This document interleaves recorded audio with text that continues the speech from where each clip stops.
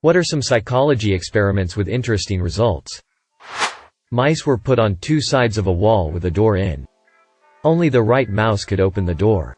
Slowly, they filled the left mouse's room with water, and eventually when right mouse saw them in danger, they opened the door. However, mice that had previously been on the left side and were now on the right, mice who had previously been wetted, opened the door considerably faster because they knew how unpleasant it was to be in the other scenario. Basically, mice have empathy. Link here.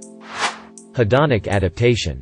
Put simply, a person who had just won the lottery and another person who had just been paralyzed took a survey to measure their life contentment. Obviously it was high and low, respectively. However, they both took the same survey a year later and both scored similarly. The point being that regardless what happens to you in life, good or bad, you will always adapt and spend most of your life feeling neutral. One time I participated in a paid research experiment. I was basically tricked into thinking I was drunk. I was placed in a room with two other people and we were instructed to drink vodka with cranberry juice over a period of time while we socialized. After we drank, I was placed in a room where I had to read some flashing words on a computer. I felt pretty drunk at this point. When the researcher came back into the room, he gave me my car keys and said I was never actually given alcohol. He briefly told me that because I was anticipating drinking for this experiment, that my brain had tricked me into feeling the effects of being intoxicated. I immediately snapped out of it and was completely amazed at how I felt. Solomon Asch's experiment on conformity. He set up a test wherein he would show 3 lines of different lengths to 5 or 6 individuals, I forgot the exact number, who had to state which line was the longest of the 3. The thing is, only the last individual is the participant and the others are actors paid to answer in a specific manner. For the first few questions, they choose the correct answer. But later on they start choosing the wrong one. The participants are conflicted as to whether they will say the correct answer or conform to the wrong answer as to not be judged by others or due to self-doubt of their own answers. In the end, most do conform. It's really interesting since it shows how powerful conformity is in the face of doubt. Up to a point that some even question their own sanity during the test. Another variation of the experiment also had interesting results. It had the same setup with 5 individuals, with the last person being the participant. However, this time some of the actors say the wrong answer while one actor says the correct one. There was an increase in participants who would choose the correct answer and avoid conformity. It shows how much doubt one can have on oneself when alone, but be brought back to self-confidence when they find outside support. Edit. Conformity in participants might be caused by either being afraid others' judgment or due to self-doubt. Split brain studies. One example. By providing differing information to each hemisphere of the brain in split brain individuals, those with a severed corpus callosum, meaning there's no communication between the two hemispheres, they found that people would actually physically grab their own hand with their other hand if they saw it making a mistake. Basically, each side of the brain controls one side of your body. And in split brain people you can actually make both sides display a disagreement with the other. Which is insane, if you think about it. If you train a rat to press a lever for cocaine, and then put it in a box with only that lever, it will press that lever as much as you'll allow it. The rat will stop eating and drinking and just do cocaine. If you train a rat to press a lever for cocaine and then put it in an enriched environment, e.g. other rats to play with, toys, place to explore, where it could still press the lever for cocaine. It may press the lever occasionally but not as frequently as its counterpart in the dull environment. These findings were a big deal in the behaviorism world because they put a lot of previous results into context and help explain the link between poverty and drug use. Edit. Wow. I didn't expect this to blow up like this. I'm on mobile and don't have access to a computer right now, so linking sources will be difficult. But a Google search of "rat park" will pull up plenty of sources. I was wrong about the rats being conditioned using cocaine. It was morphine, but the idea is still the same. Many people have pointed out errors with these experiments. And there are plenty. But that's the beauty of science. It allows for the development of testable hypotheses which can change given the current state of evidence. Also, thank you for the silver kind stranger. Edit 2. This experiment does not prove that bad environments facilitate drug use or that good environments protect against it. Addiction is immensely complex, and this is just a small piece of it. Research on learned helplessness is fascinating. Researchers would put dogs into shuttle boxes, long cage-like structures that the dog could move around in, and would shock the dog through the floor on one side of the box. The dog, at first, could easily escape the shock by moving to the other side of the box.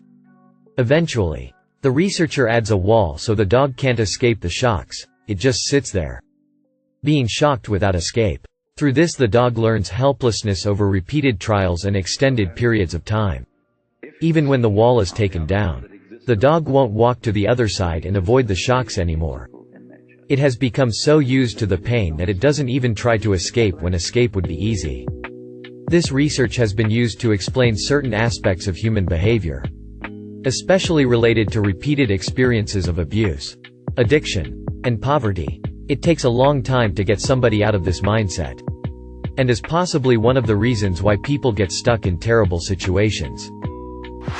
I don't know the name of it, but apparently two people become closer if they survive through something together.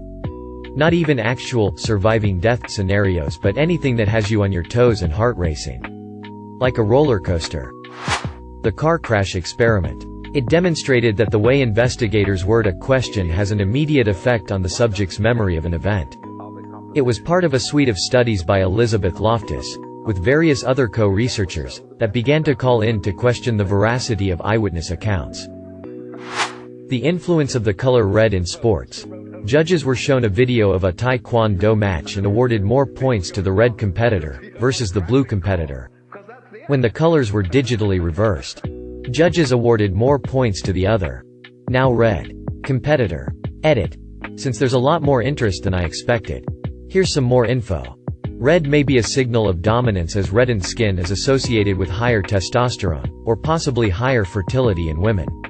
Wearing red may induce intrinsic psychological effects which increase dominance in addition to altering the perception of others. Researchers found that putting red leg bands on birds increased dominant behavior, as they took the lion's share of the food. For my psychology degree dissertation, I presented photos of men to be rated on a scale of friendly, 0, to threatening, 10. Men received a higher threat score if I photoshopped their t-shirt to be red smiley face. Edit 2. Thank you for the gold award smiley face. Aaron and Dutton, 1974, misattribution of arousal. Men who had just walked across bridge, either steady or unsteady, were approached by a female psychology student, posing to do a project on the effects of exposure to scenic attractions on creative expression. The men had to complete a questionnaire and write a short dramatic story about a picture she provided, and she gave them her phone number if they had more questions. Men who walked across the shaky bridge were more likely to call her up because they misattributed the arousal from the bridge to the woman. TLDR. Watch a horror movie on the first date. Edit. Grammar. Sorry about the confusion. If you stare into a dimly lit, i.e., candle-lit, mirror for 10+ minutes, you start to see hallucinations. What individuals see tends to vary. But they've used this as a test to simulate schizophrenia before, because some see monsters, deformities, general weird shit. I did a variation of it for a mate at uni and completely wimped out of it. After my face started not looking like my face anymore, I had a complete dissociation. I stopped looking and just waited out the time. Edit. I can't find the exact study as I don't have journal access anymore, but here's a decent summary of it in layman's terms. Edit 2. This is a weird visual trick that your brain can play on you. But the effects can seem super real, so maybe don't do this if you are susceptible to hallucinations, or a wimp with this kinda shit like me. Edit 3. Thanks for the gold. And yes, it is basically a scientific Bloody Mary. There have been some experiments conducted. But the negativity effect, negativity bias, is really sad to me. It basically says that negative things have a greater emotional and psychological toll on our health than positive, neutral things. So you got an A on a test. That's great. But you totally fail a test, and the world crumbles and it's a total disaster. 100 things can go right and work perfectly throughout the day. But it goes totally undetected in our minds. Then someone cuts us off in traffic and we fume and rage. I learned about this theory almost 3 years ago and think about it all the time. Reminds me to appreciate and notice the many little things in my day that do go right. It's not that psychopaths lack empathy. But rather, they have the manual settings. A specific region of the brain lights up when people experience empathy. For most people it's an automatic, subconscious response. But in a study where they showed emotional videos to psychopaths and non while scanning their brains, psychopaths would only light that region of the brain when specifically asked to feel for the character, while the control participants would light up automatically. The Rosenthal effect. The prejudice and expectations you have towards a student, contestant, etc. highly dictates his performance in the long run. Look it up, aka Pygmalion effect. Not a psychologist, but the one where given a choice between sitting down doing nothing and shocking oneself, people tend to choose the shock. Ergo, we would choose pain over boredom. Reconsolidation. When you retrieve a memory from your long-term memory, it is susceptible to being manipulated. This can lead to memories being totally changed from the source. This is why eyewitness accounts cannot be fully seen as true. This knowledge is also being used to help people with PTSD by changing the negative memories they have of their particular trauma. If people have the upper hand, they will put others down to keep it. An experiment told a class of kids that having blue eyes meant you were smarter, achieved more, etc. All of a sudden kids with blue eyes formed their own groups. Things like bullying and exclusion of other eye colors started too. They repeated the experiment with different eye colors in different classes, all with the same results. The phantom limb experiment is pretty fascinating. Basically, you can be tricked into feeling something that's not there. Here's an article about the experiment. Edit. Grammar. Well, the salmon study. To test a behavioral procedure in an MRI machine, the experimenters got a dead salmon to use as a dummy, as it had to be something organic. They were in shock when they discovered that the fMRI was recording increased bold response, blood oxygen level dependent, in the dead salmon when running their experiment, suggesting this dead salmon's brain was somehow reacting to the experiment. This led to the findings that fMRI is not perfect and we should expect a certain level of false positives, highlighting the importance of retests and tighter statistical analyses. The rule tends to be the less ethical the experiment is, the more interesting. The Little Albert experiment. A psychologist conditioned a baby into being scared of white, fluffy things. I also like this one very much. Scientists replicated 100 recent psychology experiments. More than half of them failed. I loved learning about infant development. My favorite was probably the development of depth perception, or perhaps the fear of heights. We're not born with it, but if I recall correctly, we develop it within the first year or so. Scientists created a raised square platform. Half of the floor was wood and the other glass. The actual surface of the floor, 1 meter or so below, was white with red polka dots. At varying intervals of age, the babies would be brought in and placed on the wood end and encouraged to crawl to their moms, who were standing at the glass end of the platform. In early infancy, baby crawls over there without giving a shit. At some point though, they stop at the point where the wood meets the glass, or plexiglass maybe, showing that they recognize the difference in height and the fear of falling. Babies' brains are pretty fucking cool. Not entirely sure it fits into the category, but the Rosenhan experiment. 13 people feigned mental illnesses to get into mental hospitals, and all were admitted with different diagnoses. They then assumed their normal personalities, but to be released they all had to admit that they were mentally ill. There was a second part where a hospital challenged Rosenhan to send multiple fake patients to the hospital, and they would rate their patients on a scale of whether they think they were faking. They identified many possible fakers, but Rosenhan in fact hadn't sent anyone. Subjects were tested for introvert versus extrovert personality types. Prediction was that when placed in a sensory deprivation chamber, the introverts would be able to handle it easily while the extroverts would not. Exactly the reverse was found.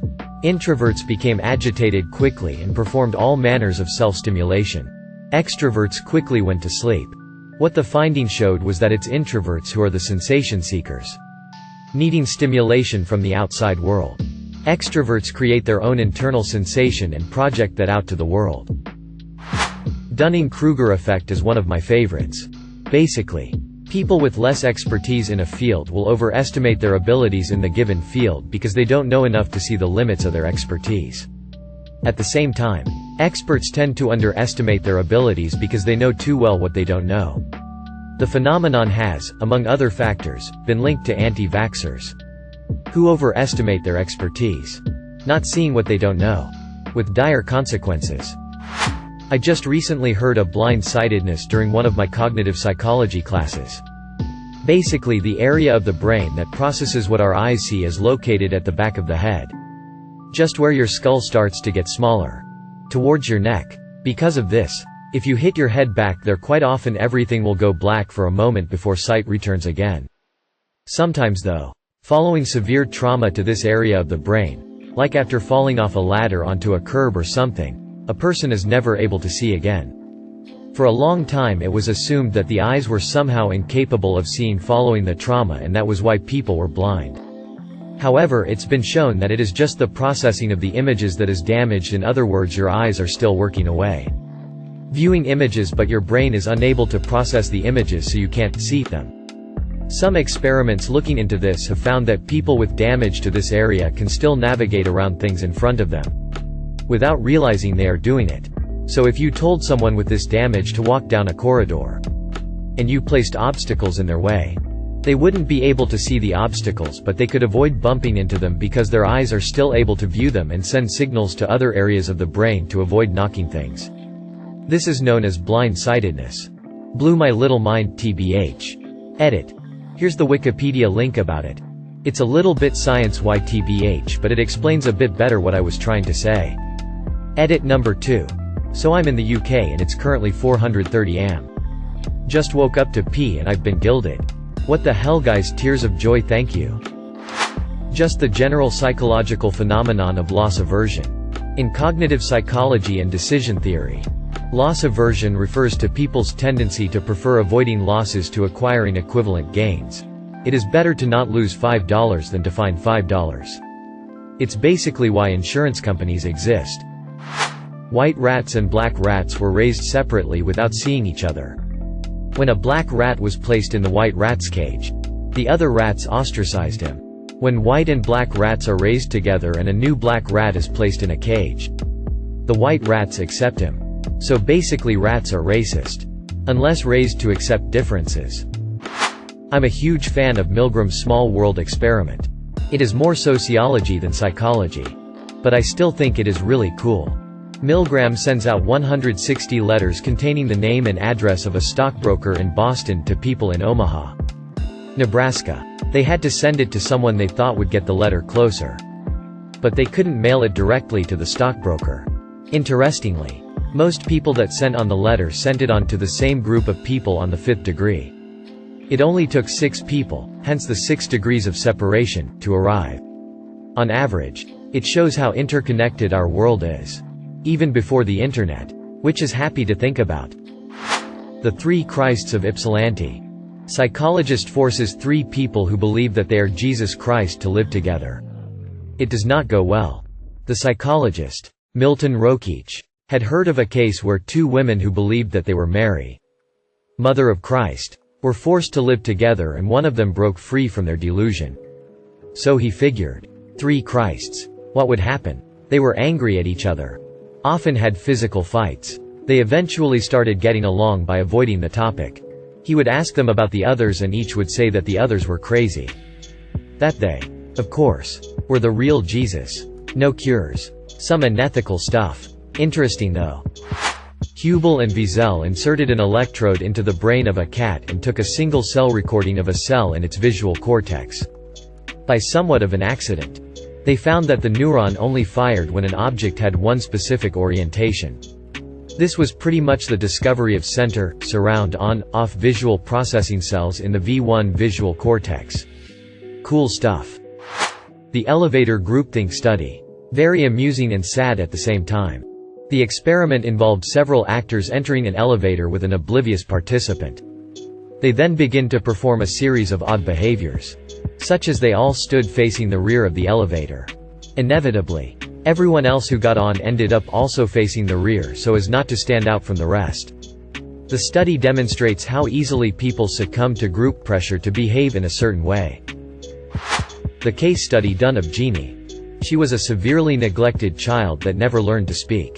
It became apparent that it is not possible to learn a first language as an adolescent. Edit. Op. If you're in high school, you might enjoy taking AP Psychology. Dwight. Want an Altoid?